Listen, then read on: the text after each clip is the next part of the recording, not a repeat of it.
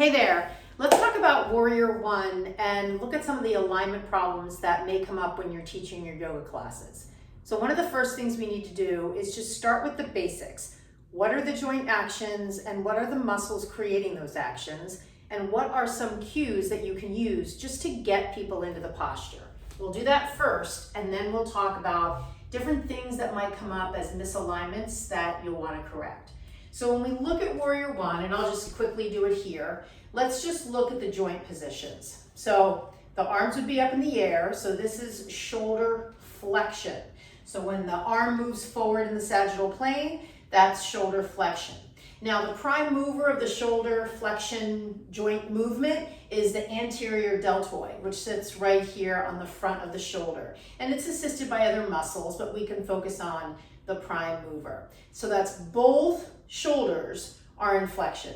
Now when we look at the spine, you can say the spine is straight, it's neutral, there's no flexion or extension. In typical Warrior One, the spine is just in neutral. But then when you look at the hips are definitely not in neutral. They each have their own joint actions. So this hip here is in flexion. And flexion, as we said with the shoulders, is moving the hips forward in the sagittal plane.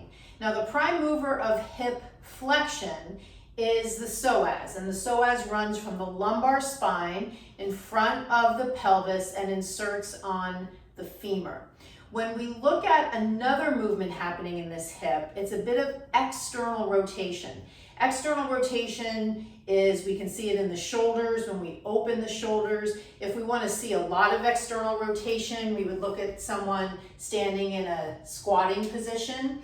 But here in Warrior One, this hip is open a little bit. If you want to know that it is in that position, think about the converse. If the foot turned in and the hip turned in, that definitely would not be part of Warrior One. So you can think of it as flexion and some external rotation. Now when we look at this hip is an extension. So the opposite of this one. And the prime mover of hip extension is the gluteus maximus, which is on the posterior pelvis. The other position though of this hip is internal rotation. Internal rotation, and that is the prime mover called the tensor fascia lata, which is on the lateral aspect of the hip, just like a little small muscle right here. It's right beneath the gluteus medius. Now that we know just generally what's happening, and of course this knee is in flexion, that's the result of the hamstrings contracting. This knee is in extension, that's the result of the quadriceps on the front of the thigh contracting.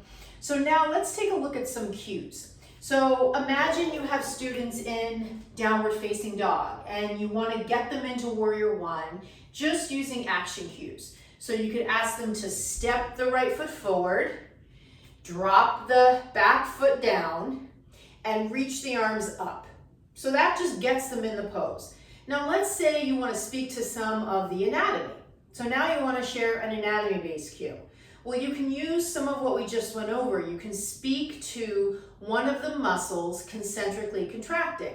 Now, you could say flex your anterior deltoid to flex the shoulders, but people aren't really going to get that. So one cue I always recommend, especially if you're starting out speaking to the anatomy in a pose, is to speak to something that they'll really feel on a somatic level. So here, if we speak to the action of the quadriceps muscle, which again is a group of 4 muscles on the front of the thigh, and ask them to squeeze the muscles in the back thigh. And then you can add maybe something like, do you feel your quadriceps at work? Do you feel your quadriceps stabilize the leg?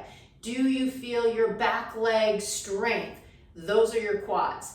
See, the magic is once you understand the anatomy, you have the freedom to share it in lots of different ways because you've stepped away from just memorizing anatomy or repeating cues to actually speaking to what you know. And then you've got the freedom to use your own words.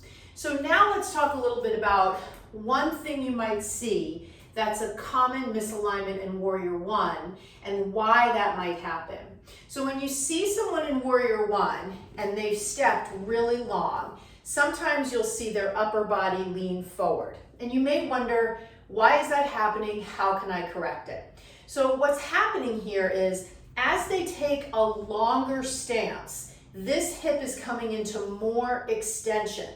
And when the hip is using the glute max more in the act of extending the hip, the muscle that does the opposite, in other words, the psoas that does hip flexion, like you see on this side, that muscle is eccentrically lengthening. So if that muscle is tight, as they step into this long stance, the body is going to adjust to make up for the fact that that muscle is tight. And the longer your stance, the more ask you're putting, the more demand you're putting on that muscle to stretch, and it just can't do it. So the body will compensate by sometimes pitching the upper body forward and bringing the pelvis into an anterior tip.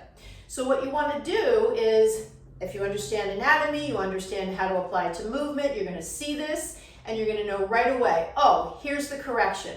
Step the back foot in and then lift the front edge of the pelvis.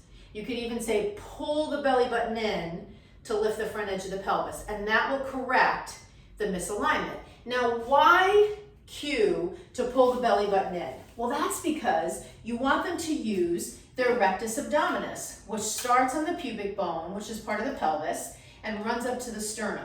So when you ask them, pull the belly button in, you're literally speaking to the muscle that you want them to use to correct the position of the pelvis. So I hope this was helpful. If you have any questions, just go ahead and post them in the comments. Thanks for being here.